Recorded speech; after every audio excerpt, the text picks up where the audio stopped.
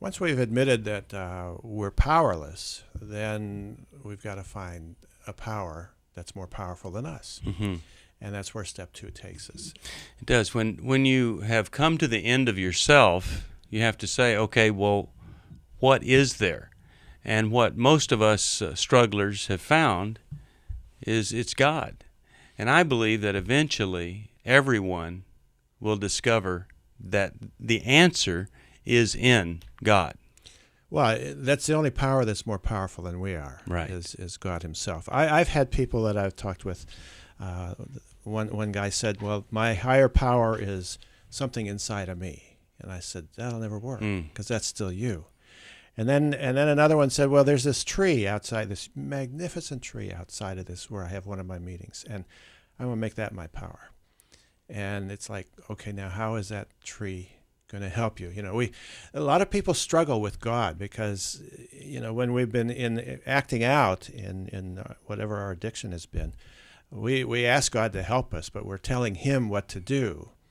And that doesn't work because he's saying, no, you have to say that first step, you're powerless, and then you come to me as the one who is powerful. Right.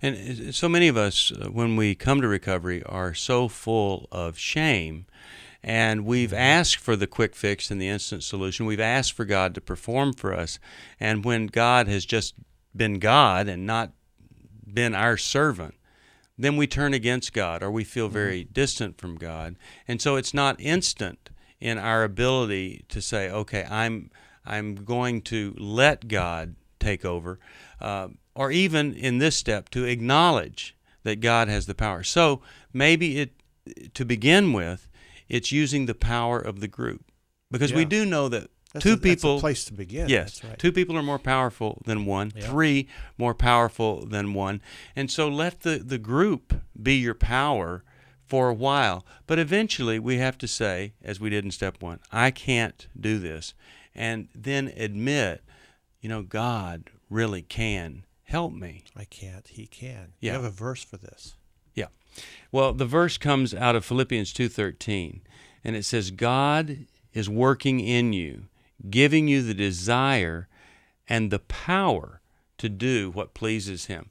And this desire is a big step above awareness. Mm-hmm. You can be aware of anything, you can know a lot, but without desire to change, desire for things to be better, that awareness doesn't do much. It's an unconditional desire, because we've had the desire, but it's always been on our terms.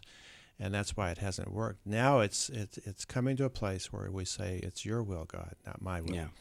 And that's a part of surrendering. And I want to mention that some Christians have a problem with this term higher power. But if you truly understand the devastation of addiction and problems, you understand why it's a necessary concept. But I say to the Christians, I know a lot of Christians who say that they believe in Jesus Christ, but they've never made him their higher power. Mm-hmm. It's still their ego. It's still their agenda, and not God's.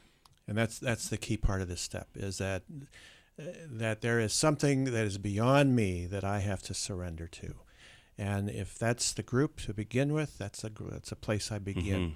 And once I start the journey, God is faithful, and he will guide me in that process and bring me to that place where I know who my higher power is. It's Jesus Christ.